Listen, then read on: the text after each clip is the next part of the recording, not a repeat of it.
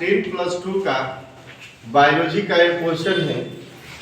इस क्वेश्चन के पहले मैं 2 बीमारियों की चर्चा कर चुका हूं और उस बीमारी का नाम था झुमरी या रानीखेत और दूसरा हमने बताया है पॉक्स। कौन सा पॉक्स बताया था? Foul pox.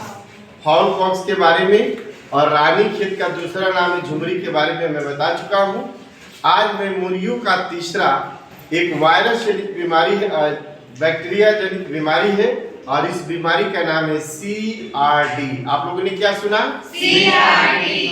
CRD stands for chronic respiratory disease. क्या हमने कहा? Speak loudly, speak slowly.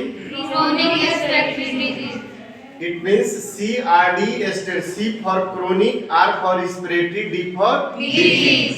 अर्थात यह CRD जो रोग है बाबू, यह मुर्गियों की बीमारी जो है वह सांस संबंधी है। किस संबंधी बीमारी है? सांस संबंधी।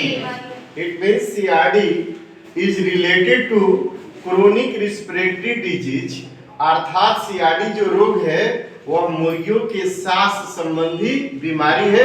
अर्थात मुर्गियों को सांस लेने में दिक्कत होता है, उससे संबंधित यह बीमारी है जिसका नाम हमने CRD रखा यह है। आइए हम बताते हैं कि CRD जो बीमारी है यह पोल्ट्री फॉर्म में होता है और पोल्ट्री फॉर्म में यह बैक्टीरिया के द्वारा होता है। किसके द्वारा होता है? बैक्टीरिया के द्वारा होता है। और जिस बैक्टीरिया का नाम हमने आपको मेंशन किया है माइक्रोप्लाज्मा गैलीसेप्टिकम। क्या मैंने बोला? माइक्रोप्लाज्मा गैलीसेप्टिकम नामक बैक्टीरिया के कारण होता है। और यह खासकर बताया गया है कि 3 मुर्गियां जिसमें हमने नाम लिखा है ब्रोलर, लेयर और ब्रीडर, यह मुर्गियां है और तीनों मुर्गियों को काफी प्रभावित करता है। साथ ही साथ जिसमें इसमें बताया गया है कि जैसे बत्तख है, तीतर है, ठीक है ना, बनमुर्गी है और से भी इसमें बत्तख है, कबूतर है, इन सारे मुर्गियों को भी यह रोग क्या करता है? प्रभावित करता है। कौन? CRD रोग। इसका बैक्टीरिया का नाम क्या है? माइक्रोप्लाज्मा या गैलीसेप्टिकम नामक जो बैक्टीरिया है यह मुर्गियों के साथ संबंधित बीमारी को जनरेट करता है, क्रिएट करता है, जिससे मुर्गी प्रभावित होती है। आइए जब हम यह जानना चाहेंगे, आपको हम बताने का भी प्रयास करेंगे कि जब कोई मुर्गी CRD जैसे बैक्टीरिया जनित बीमारी से संक्रमित होती है तो उस मुर्गियों में कौन कौन से लक्षण होते हैं, जिस लक्षण को आप देखकर बता सकते हैं कि सर यह मुर्गी जो है यह CRD अर्थात क्रोनिक रिस्पिरेटरी डिजीज से संक्रमित है। तो इसका लक्षण क्या है? पहला लक्षण इसमें बताया जाता है कि मुर्गी का देखिएगा उत्पादन क्षमता अर्थात अंडे देने की क्षमता क्या होती है? घट जाती है। क्या होती है? घट जाने की क्षमता। दूसरी चीज बताई जाती है कि जब मुर्गी का भूख तो कम ही लगता है और जब स्वाभाविक है कि मुर्गी को जब भूख नहीं लगेगा, जब वो हंगरी नहीं होगी, भूखी नहीं होगी मुर्गी, तो दाना खाएगी नहीं, अन्य चीज खाएगी नहीं। जब खाएगी नहीं तो वेट बढ़ेगा ही। इसमें भी बताया जाता है कि आप मुर्गी को देखिएगा और अनुमान लगाइएगा कि मुर्गी यह 2.25 किलो की होगी। बस में रहना बाबू, 2.25 किलो होगी, लेकिन जब वेट कीजिएगा तो आपके वास्तविक अनुमान से जो अनुमान लगाए थे उससे कई गुना क्या होती है? कम होती है। जोर से बोला जाए, कम होती है। कौन मुर्गी?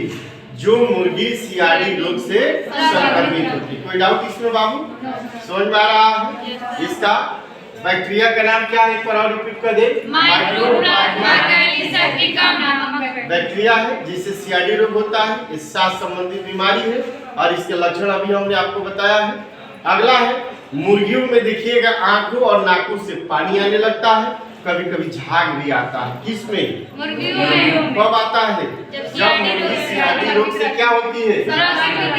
और जब मुर्गी सांस लेती है तो घड़घड़ाहट, घुर की आवाज आती है और सांस लेती है, बात समझते हैं ना, तो खांसती है। क्या करती है? खांसती है। तो मुर्गी जब खांसती है, सांस लेते समय उसका घड़घड़ाहट की आवाज हो, वजन कम हो, अंडा उत्पादन की क्षमता कम हो, भूख कम लगे, तो समझ जाइएगा कि वह मुर्गी CRD जैसे रोग से क्या है? संक्रमित है। जोर से बोलो, संक्रमित है।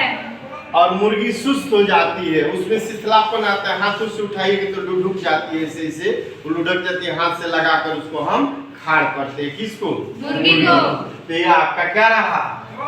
यह आप लक्षण से पहचान लेंगे कि इस मुर्गी को कौन सा रोग हुआ है? सियाडी रोग। जोर से बोला जाए, सियाडी रोग हुआ है। कौन सा रोग हुआ है? सियाडी रोग। अब हम आपको बताएंगे कि इस सियाडी रोग से बचाव कैसे करेंगे। यदि पोल्ट्री फॉर्म में मुर्गियों को रिस्पिरेटरी अर्थात क्रोनिक रिस्पिरेटरी डिजीज हो, इस डिजीज से हम कैसे बचाएंगे? तो बचाने का उपाय बताया गया है कि जो बीमार मुर्गी होगी, जो संक्रमित होगी, उसको स्वस्थ मुर्गी से क्या करेंगे? अलग रखेंगे। क्या करेंगे? अलग इस मायने में रखेंगे कि वह ऑलरेडी जो संक्रमित है, दूसरे मुर्गी को कहीं संक्रमित तो न करते। ओके। दूसरी चीज इसमें बताई जाती है कि फार्म को स्वच्छ रखेंगे। क्या रखेंगे?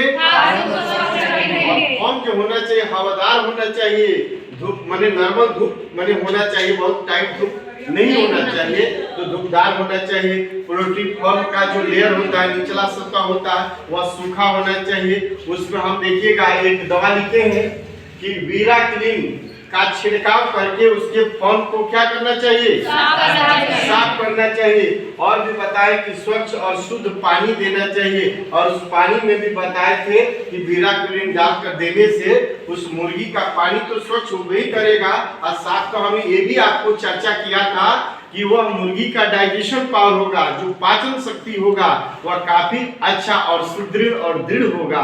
किसका?